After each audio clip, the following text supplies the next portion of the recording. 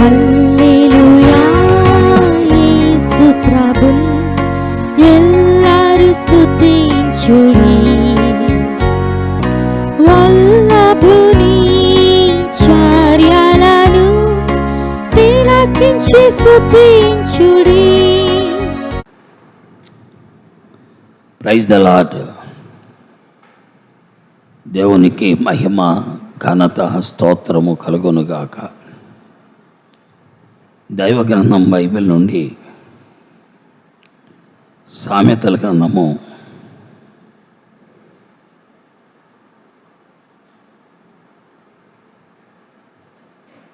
15వ అధ్యాయము 3వ వచనాన్ని చదువుకుంటున్నాం. యెహోవా కన్నులు ప్రతి స్థలము మీద ఉండును, చెడ్డవారిని మంచివారిని అవి చూచుచుండును. దేవుని యొక్క వాక్యములో దేవునికి కనబడినటువంటి స్థలం ఏది కూడా లేదు. దేవుడు మన బాహ్య జీవితాన్ని చూస్తాడు, మన ఆంతర్య జీవితాన్ని కూడా చూస్తాడు. మన తల్లిదండ్రులు మన బాహ్య జీవితాన్ని మాత్రమే చూడగలరు.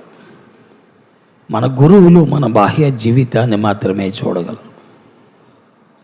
మన పెద్దలు మన బాహ్య జీవితాన్ని మాత్రమే చూడగలరు. అయితే మన అంతర్యాన్ని చూచేవాడు మన ఆలోచనలను, మన తలంపులను, మన ఊహలను, మన కోరికలను, మన ప్రతిదాన్ని గమనించగలిగిన వాడి దేవుడు ఒక్కడే. అందుకే వాక్యములో 3వ వచనములో 15వ అధ్యాయం 3వ వచనములో సామెతల గ్రంథములో యెహోవా కన్నులు ప్రతి స్థలము మీద ఉండును.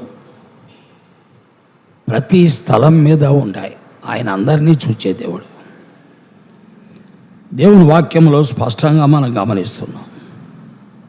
ఆయన చెడ్డవారిని మంచివారిని కూడా చూస్తాడు.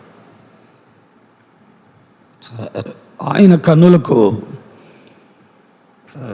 మరుగైనది ఏది కూడా లేదు. వాక్యంలో హెబ్రీ 2:14 మనం చదువుతుంటే అక్కడ రాయబడిన మాట ఏంటంటే 2:13-14 మనం చూస్తుంటే ఆయన దృష్టికి మరుగైనది ఏదీ లేదని ఉంది. కాబట్టి ప్రియులారా, దేవుడు మనల్ని గమనిస్తున్నాడనే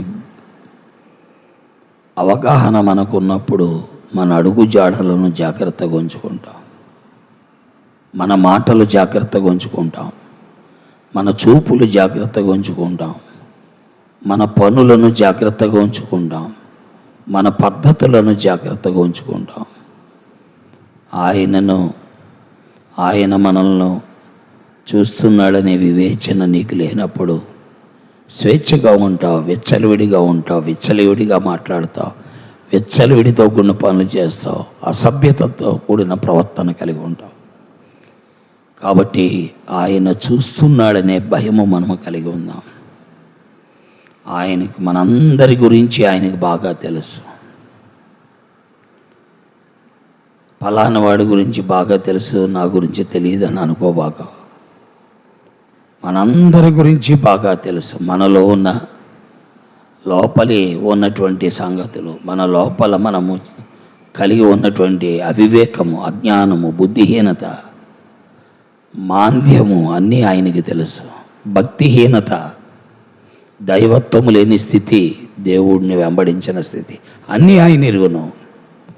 కాబట్టి జాగరూకులమై ప్రభువుని వెంబడిద్దాం, ప్రభువుకు భయపడదాం, ప్రభు వైపు చూద్దాం. దేవుడి మాటలు దీవించుగాక. ప్రేమ కలిగిన మా తండ్రి,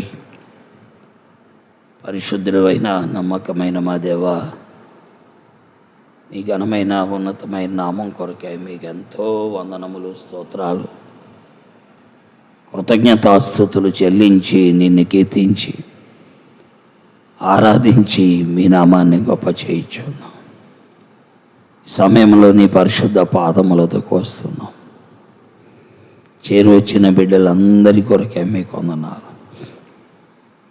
ఈ వాక్యమును ముద్రించండి. వాక్యముడల ఆసక్తి కలిగిన వారిని దీవించండి. ఇంకా అనేకుల్లో ఆసక్తి పుట్టించండి. పరిచర్యకు ముద్ర వేయమని, నీవు చూస్తున్నావనే భయము కలిగి ప్రవర్తించడం కృపనిమ్మని యేసు నామములో ప్రార్థిస్తున్నాను తండ్రి. ఆమేన్. ప్రైజ్లాడండి. దేవుడు మిమ్మల్ని దీవించుగాక. చంద్రులారాయిలా దేవుని స్తుతించుడి, హృదయమును వెలిగించిన యేసుని స్తుతించుడి. అగ్నివాడా